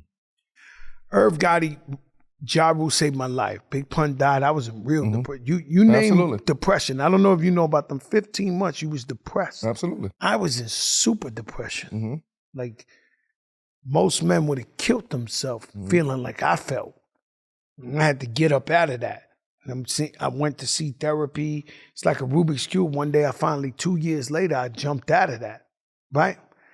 And so in the middle of depression, because Big Pun died and I felt guilty, I was just trying to like, what could I do, whatever. Irv Gotti and Ja Rule, the biggest guys in the game, they throw me the biggest hit of my life, saved my life. And so I was loyal to them. And even though 50 Cent, if we keep it real, and Ja, you know I love you, but he was finishing them. You know what I'm saying? So I got the New York record. I put Jadakiss on it, myself on it, and I give it to Ja, and I'm like, yo, step one. Step two was Chris Gotti plays me. If it wasn't for the money, cars, and Jews, and crews, and all the things I got, I wonder. Matter of fact, we was going to a Boston championship game when KG and them was playing. We was driving over there to the game. And Ja was singing that. And I was like, yo, man, they not really on him like that. He was like, who you telling? I said, but this is a hit. I fly to Chicago. I go to R. Kelly and I'm like, yo, R. Kelly was like, yo, bro, ain't nobody trying to stand next to that guy right now, this, and that. I was like, yo, do it for me. I was like, damn, Joe, you know this, I don't want no problems, this. I was like, problems? Nigga, we the guys. We the violence, we the problems. What problems you gonna have? Nigga, like, we're the problem. And he sung that shit. And so Ja Rule went New York, went with that, came back, platinum, shit like that. And homeboy was like, oh no, we gotta get this fat nigga up out the way. He need the smoke. You know, and I was shocked, right? Because everybody in their right mind know not to talk about Fat Joe. And when he was talking, I was like, oh, this guy's really crazy. He's this guy really, and anybody who heard that at that time was like, oh no, somebody going. Yeah. That's what you thought when you heard that. What you felt when you heard, all right, these two are locking in. What you said? Yeah, it was serious than what people knew and expected, right? I think when we saw that, but I know me personally, because I know you, and you know what I mean. It's like, nah, this can't go down. This is a live wire anywhere. I don't give a fuck if it's at a game. It could be at a concert. No, it could be in a store. It could be anywhere. in a sneaker store. It could be coffee shop. Like, and this spark is going to spark. Ego and everything is like, you know, this guy's got like an untouchable, like he's a street guy. He's untouchable. He gives it to whatever. Fat Joe got that same talk. It's like it had to go down bad. You know what I'm saying? So it was, I think he knew and I knew that this got to go all the way. So it was like, oh my God. So to people, normal cousins of mine was like, cuz, please. Yeah.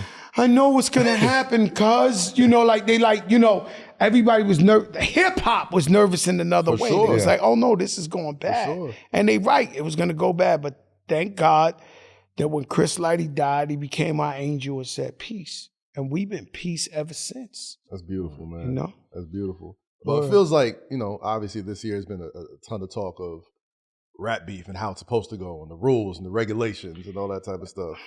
This year, obviously, the Kendrick and Drake thing has taken over the whole year. Rules and regulations, yeah. Rules and regulations. I don't know if there's rules and regulations. I have never seen a lawsuit filed because of a diss record.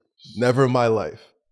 I need your thoughts on that. Well, I can't. Older Joe. Let's. No, not older Joe. Look, I got a real Not older Joe. I got an answer, but I refuse. I plead the fifth, and I say no comment because people involved are people I consider my friends and family. Of course. So unfortunately, I cannot answer the question for you. You could go ahead and answer what you think. But me, I'ma stand this one down, and I've been standing it down. You know what I'm saying? It's like, what do you want me to do? What I do know is that in hip hop beef, it's always been 50 Cent had my wife in a cover, Elephant in the Sand. It's no Like- rules, man. Yo, It's no rules. you know, this is why, you know, my son autistic, right? Down syndrome. And I never really I kept him so private my whole life because I knew in this game, he would have been on the cover. And so I kept him private to where I got so mature that I knew I'd never get rap beef. And I'm like, by the way, you know, I raised him by myself with my mother and father. This is my son, right? Always proud of him, love him to death, but I knew they would use him against me in the rap beef and all that. And that's something that'll really make you do some shit. Yeah, you going off the top. Yeah, you off the top with it. So it's like, you know, rap beef has always been like, the rap beef has always been whatever. I'll put it to you like this then. So, do you think that this is so a specific song won't be played at a specific sporting event? No, they're gonna play Not Like Us. Yeah. Oh yeah, then what is the Super Bowl? The Super Bowl is geared towards Not Like Us. Yeah. The football players want to see Not Like Us. The country want to see Not Like Us. This is gonna be around for 50 years. Yeah. This shit is jump around.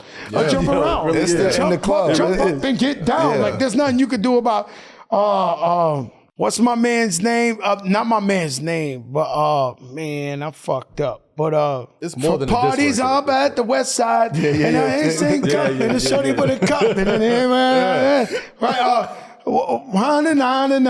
this is how we do it. Montel Jordan. Montel, happy birthday. No, that's my brother, Montel. He's a preacher now, but Yeah.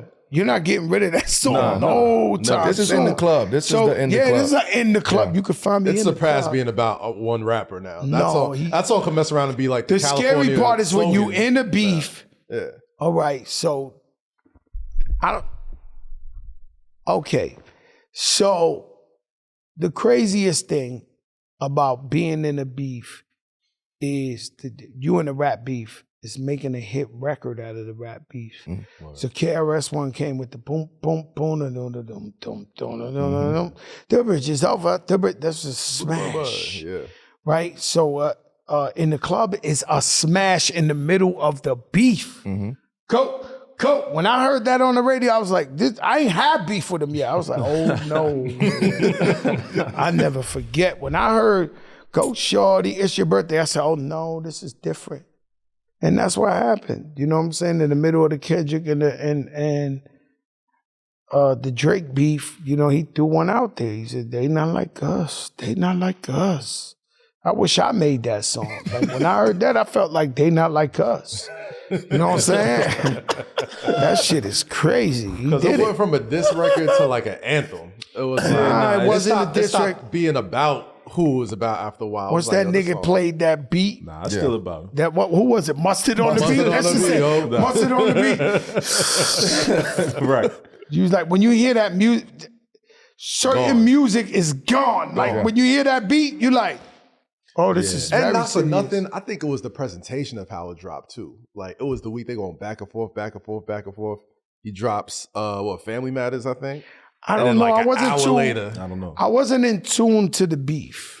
Like I really wasn't like step by step. You know.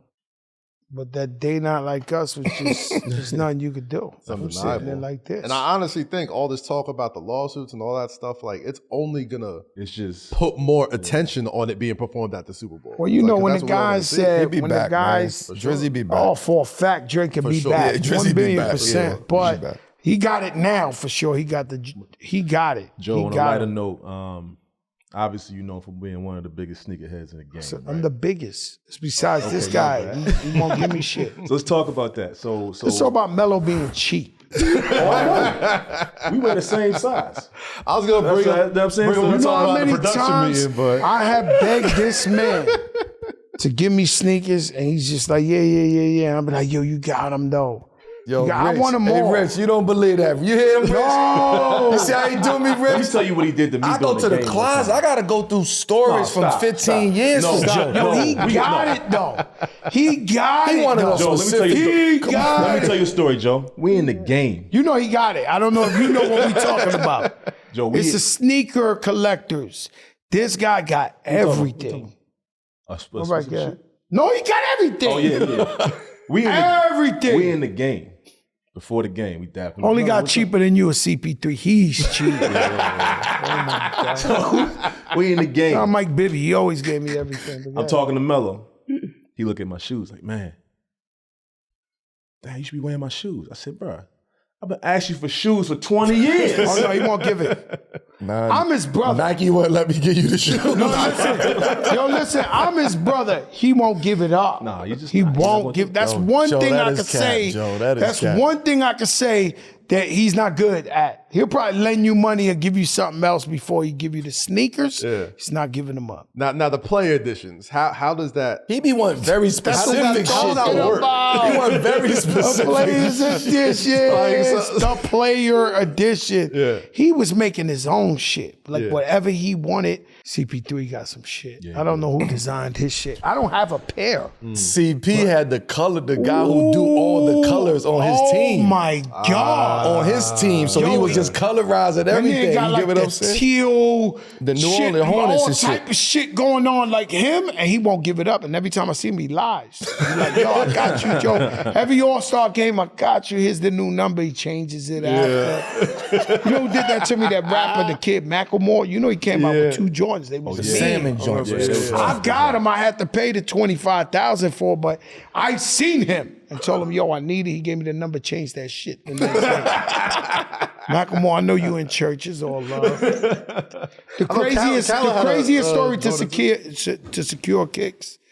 I'm in Philadelphia. Set Free is there. Rasheed Wallace. He's wearing some Rasheed Wallace I'd never seen before. It's patent leather. He got him. You know, he had his The own red logo. with the red logo? He had his own silhouette, the little fadeaway. No, joint? He had, yes. The white with the red. With the red. Yeah. He had him dunking, right?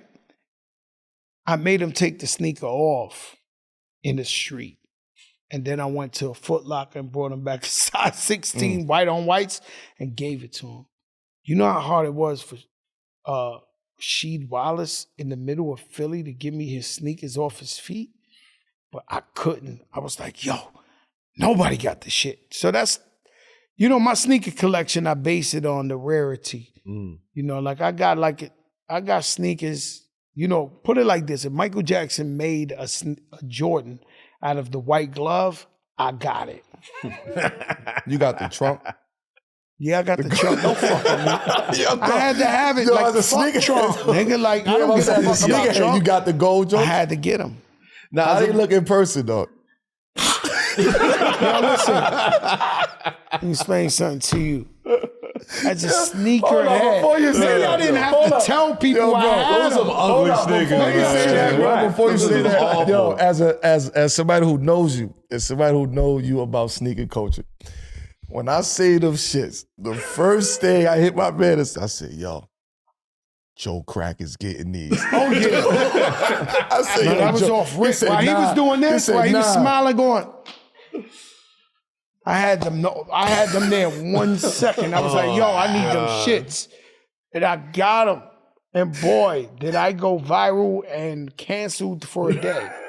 Because you know what's crazy is I showed the sneakers and the whole world went again. Look, when it comes to politics, it's the craziest shit you ever seen in the world because people are so into something and they into. So I pull up the gold sneakers, right? And they go ham on me everywhere. Oh, you a sellout, you this, that. The next day, I'm with Kamala Harris at the White House talking about marijuana and giving pardons and this and this. I'm with Kamala. It's like, and fuck you for being what? Like one day they was like, fuck you, you got the Trump sneaker. The next day was like, fuck you, you with this chick. Yeah. Yo, fuck yeah. I'm like, yo, this shit is bad. That's how it works now, though. They make you pick a side. Like there's no room for nuance in anything. But you knew I was getting them shit. 1,000%. Hell no. Well, I got everything. 1,000%. And they didn't Whether have nothing I to do like with guys politics. or not. They had nothing to do with politics. Nothing to do with politics. It was like, I need the sneaker. I knew the nigga was getting them shit. No, I got them. But I still ain't get rid of them. Right? But I got everything. So that you know, to this day, right? I'm the number one buyer. Like I got the number one collection in the world. There's no question. And I'm buying.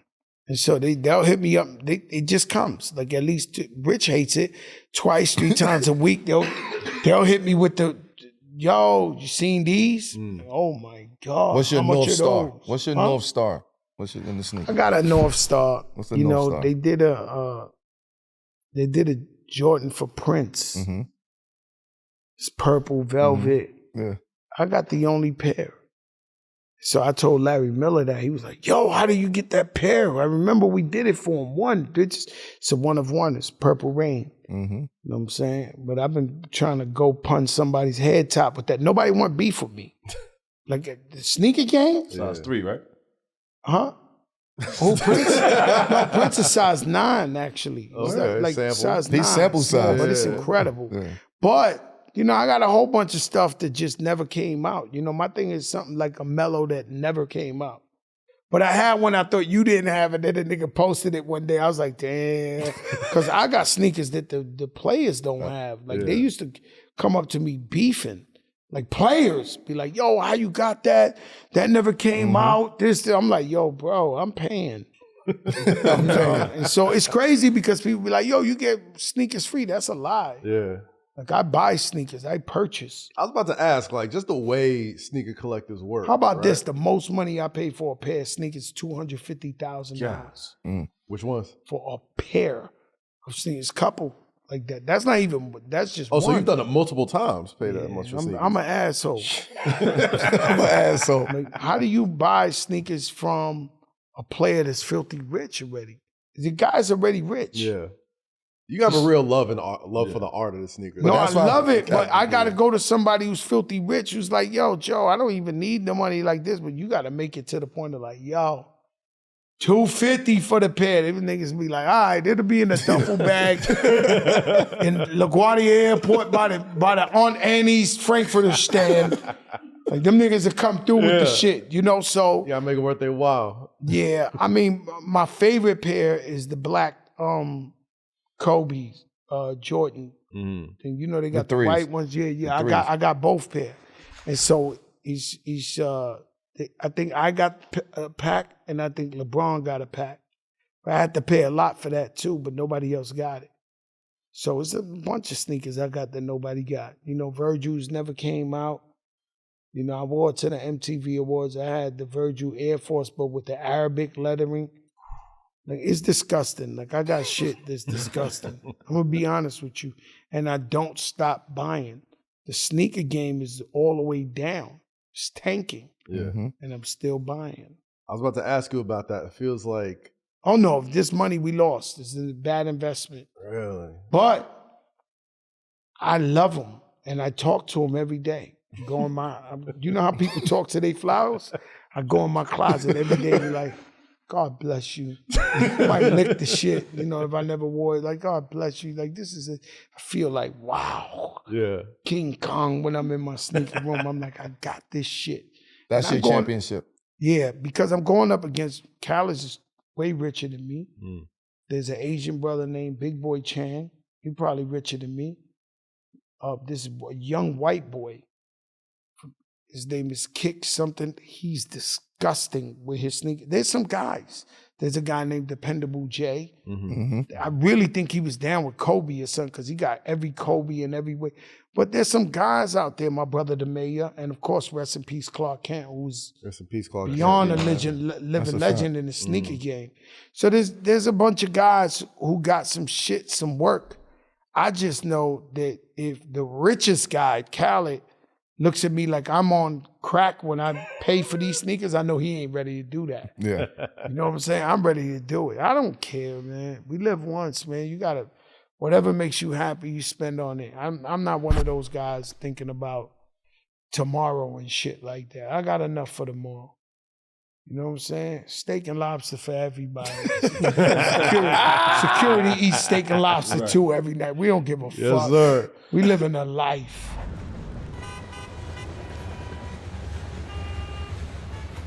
Joe, you know what time it is, man. It is time for the best segment in all of America. Keep it with tradition right here. We end the show the way we always do every time we do it. Fuck with it or fuck out of here. Joe, this is where we weigh in on pop culture, moments in sports or entertainment, and you decide if we're fucking with it or fuck out of here. You ready? I'm going to start it off. I didn't see this one. I didn't see it either. It's going to be fun. Due to a weird series of events, Roddy Ricch's 2020 Grammy Award ended up at an abandoned storage unit. A YouTube influencer happened to randomly purchase said unit for $280 and documented finding the Grammy inside. When Roddy Ricch hit up the YouTuber to get the Grammy back, he offered him $10,000, but allegedly the YouTuber said, nah, I want an AP watch or 50 racks instead. Fuck with it or fuck out of here. Dropping 50 bands to get back a lost award or medal. So I'm going to be honest with you, right? I understand the guy's point of view because they buy these storage units to hope they find something. Yeah. Well, he found something. There's a whole show about Storage Yeah, wars. yeah, storage wars. Yo, that guy, he found something, so he wanted the bread. treasure. Yeah, that's So for it's sure. like a Grammy. I mean, Come up. I would have paid for the Grammy. I would have gave him the 50 bands and said thank you for finding it. Just being honest with you. Roddy Ricch got bread too. So, you know, I would have gave him the 50. Thank you so much. I fuck with it. Yeah, I'm fucking with I'm it going too. to get my shit back. Fuck that. Hell yeah. I'm fucking with it. You know on who both they sides. did? Get my shit back. It's my man from Detroit. Yeah. Where you go? Rip Hamilton. Rip Hamilton. Let's not be disrespectful. Yeah. Living legend. No, for I'm sure. not trying to disrespect. For sure. They broke in his storage one time. They took like 5,000 pair of sneakers. I remember he that. had players exclude. Nobody has The sneakers Detroit like white Rip. and red, white, red blues. Yeah, I remember that. Jesus Christ, they stole all his shit. I remember that. Let me tell you something about Rip. Rip has, when he won the championship, the owner of the Detroit Pistons made him a Jordan sneaker. Jordan sneakers, a pair, solid gold. It's in a glass case. He wouldn't even let me take a picture of the sneaker. I've never seen no shit like this in my life. Gold. What's Jordan? I don't know what Jordan, but it was, I want to say maybe a 3 or what. Who gives a fuck? He got it. I mean, this guy, his sneaker collection was mean. Nah, I'm fucking with it on both sides, right? Like, obviously a Grammy. I've never won a Grammy, but I'm assuming It's that's the only thing I haven't won. But the only thing, the AP threw me off. The AP is kind of crazy. No, these guys are Like, disrespectful. come on, the AP. Like, I'd rather you just been like, yo, give me 50,000. In a normal circumstance, somebody comes pistol whip them Yeah, and like- get the Grammy back. Right. Like, you know, that could happen, right? yeah. Like, This could go many don't ways. there. Hypothetically, that could happen. This could go bad. Like, come on, man. Like, you fucked me up with the AP. Right, The 50,000. All right, cool. Y'all got your Grammy, 50,000. Also, Cool. you a YouTube influencer. You're trying to get content out of it. Yeah, but it It's But hurts. AP though. So you trying to get the content to make me look crazy. Yeah. That's what they It think. hurts when you try to do the right thing. You might say, yo, here's the 50 grand, you know, I'll give it. And they now they need the AP, now they need that. It feels like a negotiation Yeah, that nah. you can't agree with. It's Nah. crazy. Fuck out of here. All right, so Joe, you had one of the most classic sneaker moments ever, MTV Cribs. When was it? What year was that? Too many years ago. It was Exactly. viral before viral. Oh, 04, 03, 04. It was viral before viral. Yeah. Licking So the you talked bottom about of earlier, the you licked the sneaker. bottom of the shoe, man. That has become, synonymous with Fat Joe. Do you still do that? Yes. I just got the Jordan, not the Jordan, the Kobe Air Force. And I was explaining to everybody and in the middle of it, I said, fuck it. I licked it. This was like last week. You know, that shit legendary. You know what I'm saying? So hold up. Look at the sole of a fresh pair of sneakers. Like, that's like. It just proves you never wore it. But I don't know. I just was so excited. I haven't been excited to get a sneaker in so long, like a retail. Not $20,000 or some shit. This is retail. Yeah. I caught the Kobe's and I was like, yo, this is a collector's. You got this? Like I had to do it. Like I had to it was a moment. It's you know a what I'm funky saying? taste though, man. I think I've done it. I've done it You because did you it. did it. Yeah, I definitely You fucking crazy. I'm sorry, bro. I ain't gonna lie, Like, I've done it before, you made too, it a man. thing, bro. You made it a thing, bro. Like, anybody who has a fresh case at least did it one time and they like. I used to have, whenever, the only time I did it against my will was every time Khaled came out with a sneaker, he would fucking force me to lick the sneaker. I'd be like, yo, Khaled. He's like, yo, you gotta lick it, otherwise it ain't official. And you see me lick it. He's like, yo, if you lick it, then pause, then it's official. And I'd be like, yo, Khaled, man, I don't lick sneakers no more. That shit 20 years ago. He like, nah, you got it. Nigga Khaled is crazy. Wow. Shout out Khaled, Wow. man. He don't want the video back till I'm licking the bottom of the sneaker. We the best blues. Wow, tastes great. It's like, nah, it's anything for Khaled. Yo, Khaled, man. a good brother, man. Yo, Joe, man. Yes. It's been an honor, brother. We've been working on this, trying to get you on this Yeah, I couch was for a dying long to time. come too. You know, we- nowadays, we shout wanna out give you Diddy your and my flowers, man. publicist. If the man, if he Shout don't out see to us the publicist, man. Look, Hey, the Joe, album is called you Game get a Changed disclaimer on Me. though, Joe. You say the disclaimer. Shout out to the publicist. Yeah. This is a comfortable couch. You could come there, have a good conversation. Listen, You ain't got to worry about shit sending your You clients. know what's so over here. beautiful? You know what's so beautiful about this is we talk sports and fun and life, and there's some real things in it. This is like, this ain't nothing threatening.